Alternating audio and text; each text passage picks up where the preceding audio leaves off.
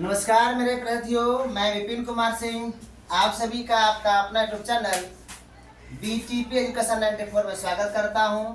आज हम लोग बेलन से संबंधित फार्मूला को जानेंगे और इस पर कुछ सवाल भी करेंगे। यदि चैनल पर आप पहली बार जुड़े हैं तो चैनल को सब्सक्राइब कर लीजिए और मित्रों को शेयर जरूर कीजिएगा। देखिए, बेलन समझेंगे कैसे, बेलन होता क्या है। सबसे पहले बात हम लोग समझेंगे। मान लीजिए ये आयताकार आप देख रहे हैं, जो हमने पेपर लिया A4 साइज का, ये आयताकार है। इसी आयताकार से क्या बना है, बेलन बना है। या तो आप लंबाई के अनुदिश मोड़ दीजिए या चौड़ाई के अनुदिश मोड़ दीजिए। मान लीजिए हम लंबाई के अनुदिश मोड़ते हैं तो मोड़ने के बाद जो हमें आकृति प्राप्त होगी वह क्या होगा, बेलन मिलेगा। अब बेलन का जो दोनों सिरा जब इसका लंबाई जुड़ता है तो जो किनारे का भाग आप देख रहे हैं ये आपका वृत्ताकार हो जाता है। यहाँ भी आपका क्या होता है, वृत्ताकार हो जाता है। इसकी लंबाई क्या हो गई, लंबाई ऊंचाई के बराबर होगी। जो इसकी चौड़ाई जो हुई यह इसकी परिधि होगी, किसकी, बेलन के आधार की परिधि हो गई। तो आयताकार शीट से ही क्या बनाया गया है, बेलन बनाया गया। इस बात को हमेशा आप ध्यान रखेंगे। बेलन कुछ और नहीं है, आयताकार शीट को मोड़ के यहाँ से बेल्डिंग कर दीजिएगा। जो डिजाइन बनेगा, जो आकृति बनेगी वो क्या होगा, बेलन होगा। अब बेलन में जो लंबाई होगी, अगर मान लिया जाए हम इस प्रकार से मोड़े तो लंबाई इसका हाइट के काम करेगा। इसकी जो चौड़ाई है ना, ये क्या होगी, इसकी परिधि की काम करेगा। चलिए हम लोग परिभाषा चलते हैं। एक आयत को उसकी एक भुजा के परितः चारों तरफ घुमाने पर प्राप्त त्रिविमीय आकृति बेलन कहलाता है। बात समझ गए। अब देखिए, एक भुजा बोला गया, ये तो लंबाई के अनुदिश मोड़ दीजिए या आप चौड़ाई के अनुदिश मोड़ दीजिए। यहाँ पर भुजा शब्द का हमने प्रयोग किया है। अब बेलन की आकृति कुछ इस ढंग से होता है, ध्यान दीजिएगा। अब इसका कुछ स्टार पॉइंट हम लोग समझेंगे। अगर पूछा जाए आपसे कि बेलन की कितने शीर्ष होते हैं तो जवाब क्या देंगे, तो बेलन का शीर्ष नहीं होता है। आप शादी विवाह में देखे होंगे ड्राम जिसमें पानी आप अक्सर भरते हैं, वो ड्राम में कोई शीर्ष नहीं होता है। यहाँ लिखेंगे बेलन के एक भी शीर्ष नहीं होते हैं, बेलन के एक भी शीर्ष नहीं होते हैं। बात समझ गए। अब देखिए इसमें क्या है, आर शब्द का प्रयोग होगा। आर क्या होता है, बेलन के आधार की त्रिज्या हो गई। क्या होगी, बेलन के आधार की त्रिज्या हो गई। अगला क्या है, डी, बेलन के आधार का व्यास हो गया। बेलन के आधार का व्यास हो गया। अगर बात हम एच की करें तो बेलन की क्या हो गई, ऊंचाई, बेलन की ऊंचाई हो गई। ये छोटा छोटा बात आप याद रखिएगा। अगला बात देखिए क्या है, बेलन का आयतन। बेलन का आयतन का जो फॉर्मूला होता है, सूत्र होता है, पाई आर स्क्वायर एच होता है। वृत्त का क्षेत्रफल गुना ऊंचाई जब हम लोग करते हैं तो बेलन का आयतन मिलता है। ठीक है, ध्यान दीजिएगा। बेलन का वक्र पृष्ठीय क्षेत्रफल, वक्र पृष्ठीय क्षेत्रफल क्या होता है, ध्यान दीजिए, 2 पाई आर एच होता है। बेलन का कुल पृष्ठीय क्षेत्रफल, ध्यान दीजिएगा, बेलन का कुल पृष्ठीय क्षेत्रफल जो होता है, देखिए यहाँ पर 2 pi r h plus 2 pi r का स्क्वायर होता है। यहाँ पर 2 पाई आर का स्क्वायर क्या होगा, बेलन का अगर पूरा बात होगा यह चारों तरफ होगा, दोनों तरफ वृत्ताकार जो क्षेत्र है वो दोनों का क्षेत्रफल भी इसमें जोड़ देते हैं। तो दोनों में कॉमन क्या है, देखिए 2 pi r into h plus r है। यहाँ ध्यान रखिएगा, बेलन का कुल पृष्ठ क्षेत्रफल क्या होता है, 2 pi r into h plus r होता है। आगे ध्यान दीजिएगा, बेलन के आधार का क्षेत्रफल बराबर क्या होता है, पाई आर स्क्वायर होता है। बेलन के आधार की परिधि बराबर 2 पाई आर होता है। पाई का लगभग मान होता है लगभग 22/7 या आप क्या यूज करेंगे 3.14। ज्यादा प्रयोग इसी दोनों का होता है। इसमें ज्यादातर 22/7 होगा। पाई का एग्जैक्ट वैल्यू नहीं है, पाई का लगभग मान लिया गया है। तो हम लोग देखिए 3-4 सूत्र को याद रखेंगे। बेलन का आयतन πr² होता है। बेलन का वक्र पृष्ठफल 2πrh होता है। बेलन का कुल वक्र पृष्ठफल जो होता है 2πr × h+r होता है। बेलन का आधार परिधि आप याद रखेंगे πr²।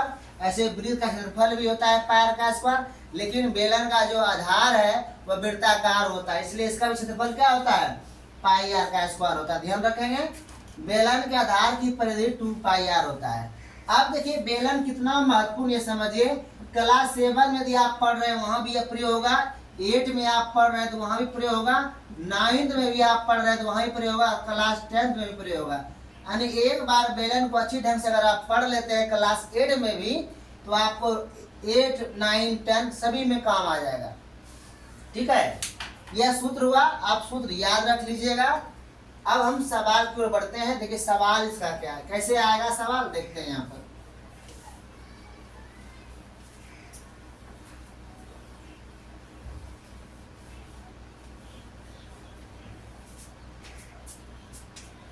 पहला सवाल देखिए, यदि एक बेलन के आधार की परिधि 22 सेंटीमीटर है तो बेलन के आधार का व्यास ज्ञात करें। ये कितना आसान है, देखिए यहाँ पर हल यहाँ करते हैं। दिया गया है बेलन के आधार की परिधि क्या है 22 सेंटीमीटर। एक बात हमेशा आप लोग ध्यान रखिएगा क्या, कि जो दिया गया रहेगा, परिधि दिया गया है तो परिधि का फॉर्मूला लगाना है, और क्षेत्रफल दिया हुआ रहेगा क्षेत्रफल का लगाना है, आयतन दिया हुआ रहेगा तो आयतन का ही लगाना है। ठीक है, इस बात को आप ध्यान रखिएगा। तो आधार यानी बेलन के आधार के परिधि हम लोग क्या पढ़े हैं 2πr पढ़े हैं, बराबर कितना दिया गया है 22 सेंटीमीटर। अब देखिए पाई का वैल्यू क्या रखते हैं 22/7, r बराबर 22 सेंटीमीटर। 22 से 22 बराबर में है, कट जाएगा, बचेगा उधर 1, 2r/7 बराबर हो गया 1 सेंटीमीटर। 2r बराबर हो गया 1 × 7 सेंटीमीटर। 2r बराबर हो गया 7 सेंटीमीटर। r बराबर हो गया 7/2 सेंटीमीटर। यहाँ जो हम लोग r देख रहे हैं बेलन के आधार की क्या हो गई, त्रिज्या हो गई। त्रिज्या कितना हो गया 7/2 हो गया। अब क्या प्राप्त करना है हम लोगों को, बेलन के आधार का व्यास ज्ञात करना है। तो देखिए हम व्यास को d सूचित करते हैं। बेलन के आधार का व्यास बराबर 2 गुना क्या हो जाएगा त्रिज्या, या क्या बोलते हैं इसको 2r भी बोला जाता है, 2 × r। ठीक, अब त्रिज्या कितना निकला हुआ है 7/2 सेंटीमीटर। तो 2 से 2 कटा दीजिएगा 7 सेंटीमीटर। तो अगर किसी भी बेलन के आधार की परिधि अगर 22 सेंटीमीटर है तो इसका व्यास कितना होगा 7 सेंटीमीटर होगा। ठीक है, ध्यान रखिएगा। इस ढंग के सवाल अब आएगा तो आप बना जरूर लीजिएगा। अब देखिए सवाल हम चेंज करते हैं और आपको बनाना है और इसको कमेंट बॉक्स में लिखना है कि इसका व्यास कितना होगा। यदि एक बेलन के आधार की परिधि 88 सेंटीमीटर है तो बेलन के आधार का व्यास ज्ञात करना है। यह आप सभी को बनाना है, ठीक है, और बना के आपको बताना है व्यास कितना है। कमेंट बॉक्स में आप लिख के दे दीजिएगा। ठीक है, ये सवाल देख लीजिए सही से, यही सवाल है। अब हम लोग अगला सवाल पढ़ते हैं। यदि एक बेलन के आधार की त्रिज्या 7 सेंटीमीटर है तथा ऊंचाई 7 सेंटीमीटर है तो बेलन का आयतन ज्ञात करें।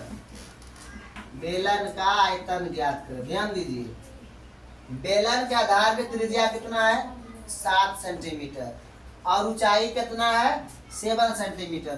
बेलन का आयतन क्या होता है पाई आर स्क्वायर एच। यहाँ सारा मान दिया गया है, सिर्फ अब क्या करना है शुद्ध परिमाण को पुट करना रखना और आपका आंसर आ जाएगा।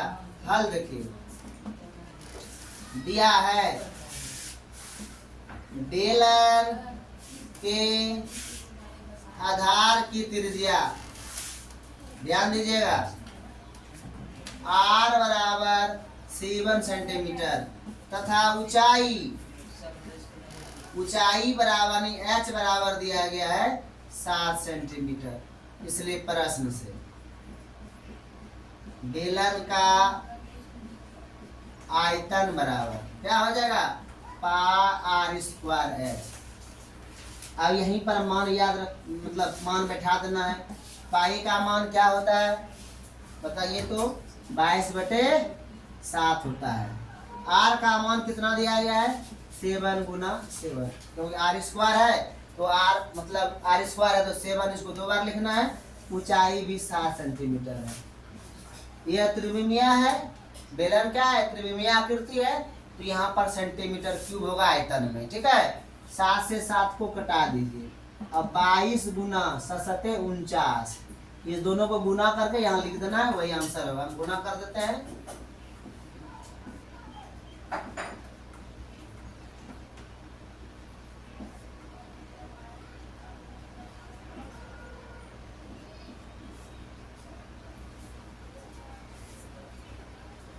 गुना करने पाएगा 1078 सेंटीमीटर। ठीक है, सभी को समझ में आ गया। देखिए हम देते हैं SW आप लोगों को 1 नंबर पर R बराबर 14 सेंटीमीटर है। ठीक, H बराबर 24 सेंटीमीटर है। तो इसका वैल्यू माने V ज्ञात करना है। V माना आयतन, क्या क्या करना है आयतन ज्ञात करना है। ठीक है, दूसरा सवाल है R बराबर 21 सेंटीमीटर है, H बराबर 25 सेंटीमीटर है, तो आपको V बराबर ज्ञात करना है। ठीक है, ये 2 सवाल आप बनाइएगा। ये वीडियो आपको कैसा लगा कमेंट बॉक्स में आप जरूर लिखिएगा। इस चैनल पर पहली बार जुड़े कृपया चैनल को आप सब्सक्राइब कीजिए, मित्रों को शेयर कीजिए। जय हिंद।